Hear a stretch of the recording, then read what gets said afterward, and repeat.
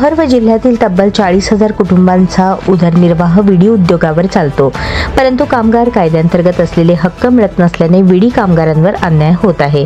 किमान वेतन, बोनस, घरभाडे, मातृत्व लाभ यांसारखे हक्क तातडीने दिले नाहीत तर संघर्ष उभारावा लागेल, अशी ठाम भूमिका ज्येष्ठ कामगार नेते व माजी आमदार कॉम्रेड नरसय्या आडम मास्टर यांनी मंगळवारी घेतली।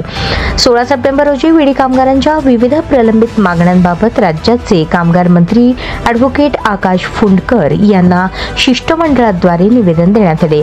या शिष्टमंडळात कॉम्रेड आडम मास्टर यांच्यासह सीटूचे राज्य उपाध्यक्ष कॉम्रेड युसुफ शेख मेजर, नसीमा शेख, सुनंदा बल्ला, शकुंतला पाणीभते, विल्यम ससाणी, दीपक निकंबे, कामगार नेते विश्वकारमपुरी आदी मान्यवरांचा समावेश होता।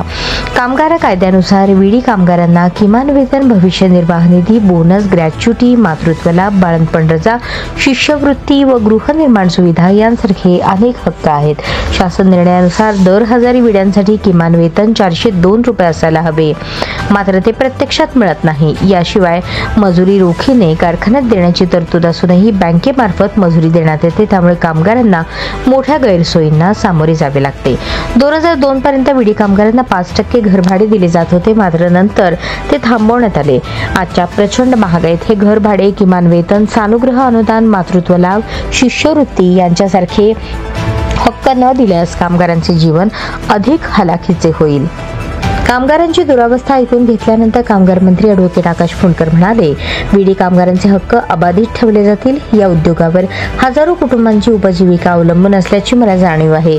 दिवाळीनंतर याबाबत सविस्तर आढावा घेऊन किमान वेतन, घरभाडे, मातृत्व लाभ, भविष्य निर्वाह निधी यांची प्रभावी अंमलबजावणी होईल, यासाठी ठोस निर्णय घेण्यात येईल। यावेळी उपस्थित कामगार नेत्यांनी मंत्र्यांचे आश्वासन सकारात्मक पाऊल असल्याचे सांगितले, मात्र निर्णय त्वरित प्रत्यक्षात येण्याची अपेक्षा व्यक्त केली।